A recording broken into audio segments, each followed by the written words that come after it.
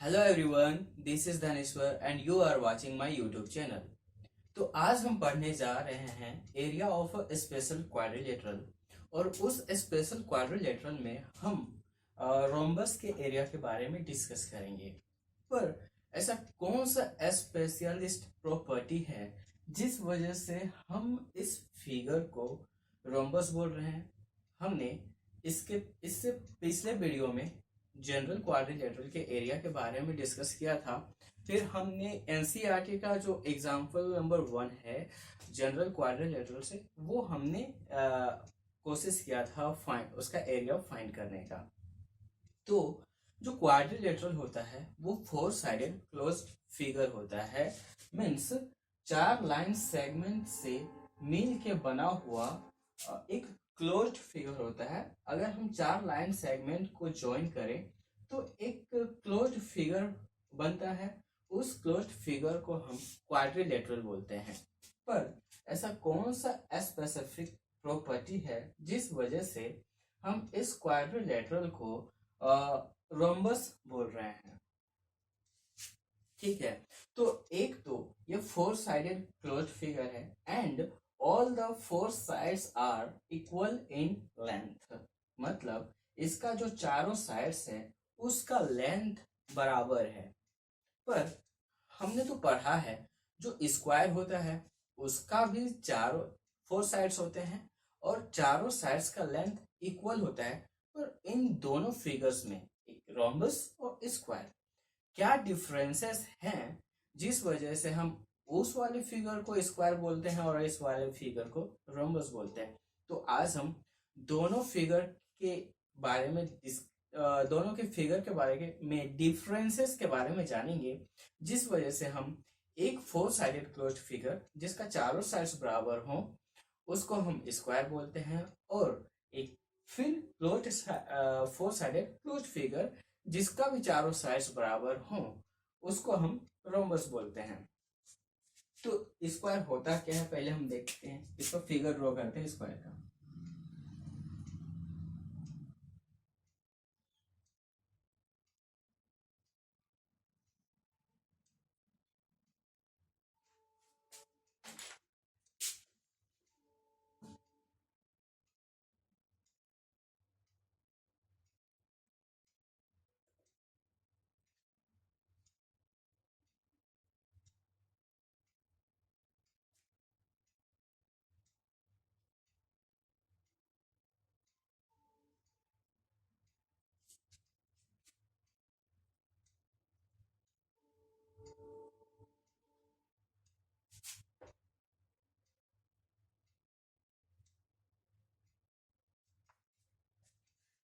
ये तो स्क्वायर बन गया।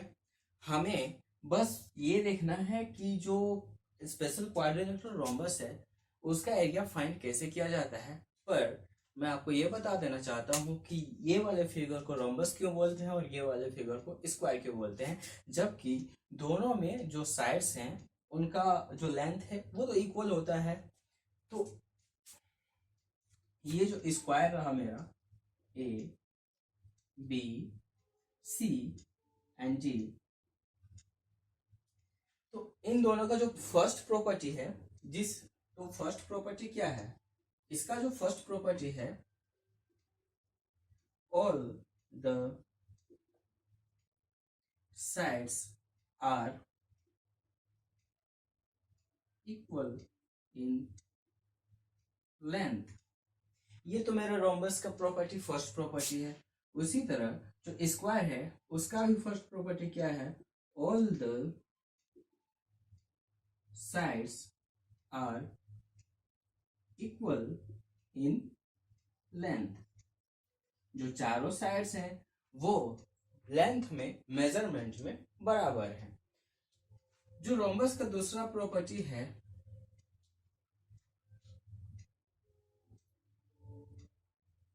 Length of diagonals are unequal. जो रोम्बस का डायगोनल्स है उसका लेंथ अनइक्वल है, मतलब अलग अलग है। पर जो स्क्वायर है उसका डायगोनल्स का लेंथ इक्वल होता है length of the diagonals are equal.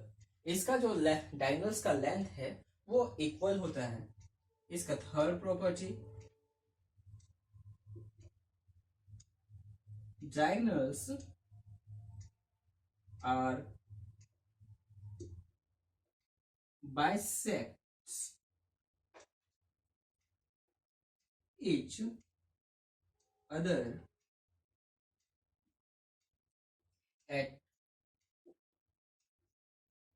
right angles।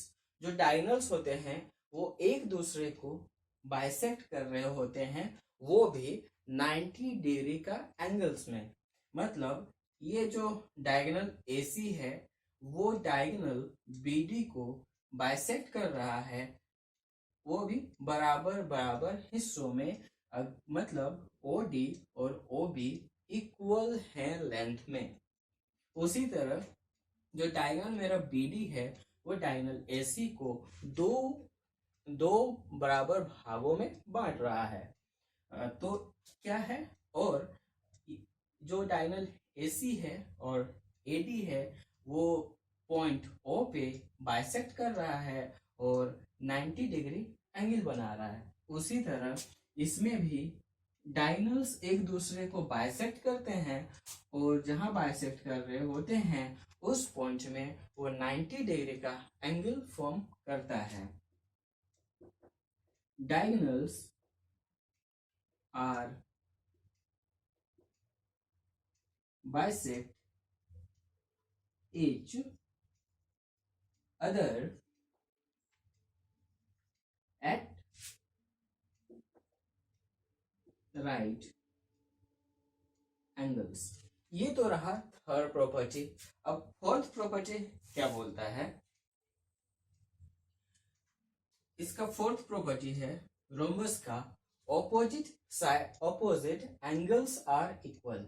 जो इसका ऑपोजिट एंगल्स हैं, मतलब हम एंगल की बात करें तो ये angle, this angle equals to this angle and this angle equal to this angle. तो इसका फोर्थ प्रॉपर्टी हो गया ऑपोजिट एंगल्स आर इक्वल। ये तो इसका फोर्थ प्रॉपर्टी रहा। लेकिन मेरा स्क्वायर में क्या होता है? All the angles are equal and measure 90 degree. Square में क्या होता है? सारे एंगल्स बराबर होते हैं और उनका मेजरमेंट क्या होता है? तो उनका मेजरमेंट 90 डिग्री होता है। ये तो रहा फोर्थ प्रॉपर्टी। और हमने ये तो पढ़ा कि सारे साइड्स तो बराबर होते ही होते हैं। और एक प्रॉपर्टी रहा ऑपोजिट साइड्स आर पैरेलल। वो इसमें भी होता है ऑपोजिट साइड्स आर पैरेलल। तो कुछ प्रॉपर्टीज हैं जिन वजह से इन दोनों फिगर में डिफरेंसेस हैं। एक तो रहा सेकंड प्रॉपर्टी कि दोनों का जो डायगोनल्स है, जो स्क्वायर है, स्क्वायर में जो डायगोनल्स का लेंथ है वो बराबर होता है, जबकि रोम्बस में डायगोनल्स का लेंथ बराबर नहीं होता है। और जो थर्ड प्रॉपर्टी है, फोर्थ प्रॉपर्टी है ऑपोजिट एंगल्स इक्वल होते हैं रोम्बस में, जबकि स्क्वायर में all the angles are equal, मतलब सभी एंगल इक्वल होते हैं। तो ये रहा दोनों फिगर में डिफरेंसेस। तो हमें बेसिकली पढ़ना है ये जो रोम्बस है उसका एरिया फाइंड करना है। तो हम रोम्बस के बारे में ही आज पढ़ेंगे। ये तो रहा प्रॉपर्टी, जिन प्रॉपर्टी के वजह से हम इस फिगर को रोम्बस बोलते हैं। तो हमें इसका फॉर्मूला देखना है, एरिया का फॉर्मूला देखना है कि इसका एरिया फाइंड करने का फॉर्मूला क्या होता है। तो चले हम इसका एरिया फाइंड करने का फॉर्मूला को डिराइव करते हैं।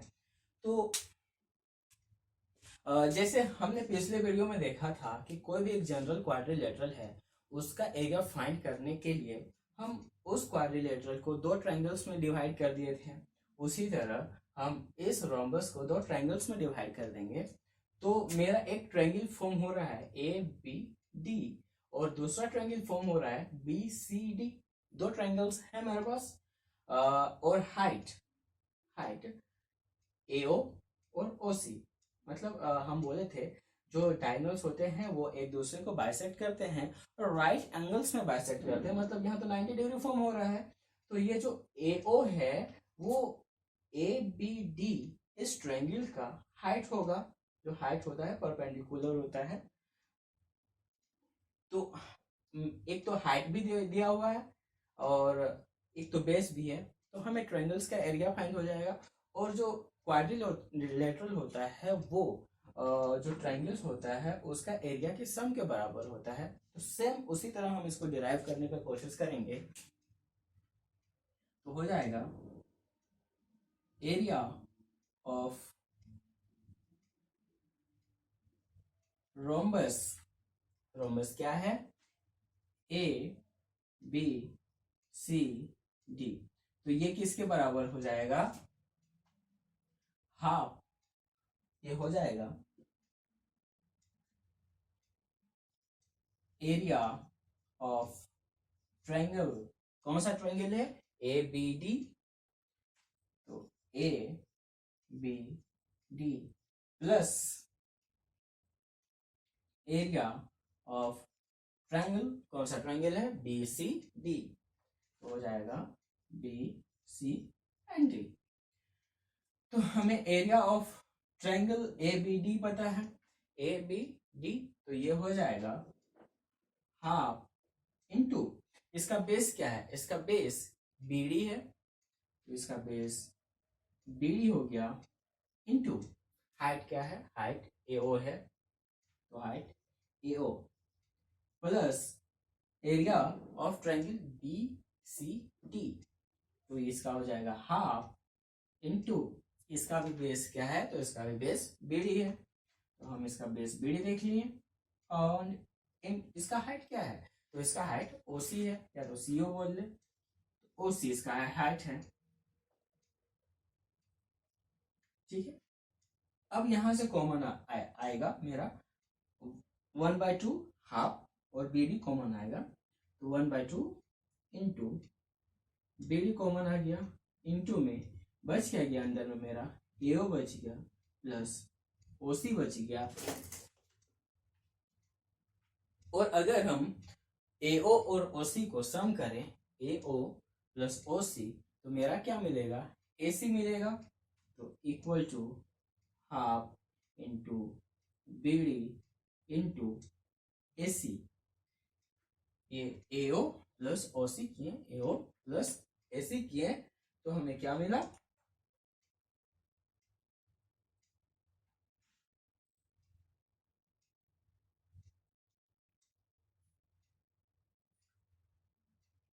मेरा जो डायगोनल था एसी वो मिल गया। ठीक है,